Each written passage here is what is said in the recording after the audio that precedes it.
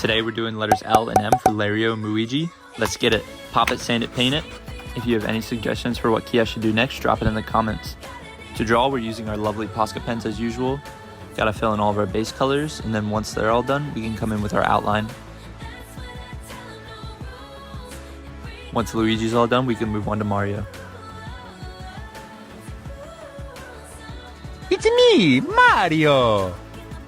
Once his face is done, we can add some brown hair, the red for the hat, red for the shirt, white on the hat, and his thick mustache, nice eyebrows, some blue eyes, add in our fine details, and come in with an outline. Now that we're done, we can pop them back in. Hopefully you enjoyed today's video. Like and follow for more.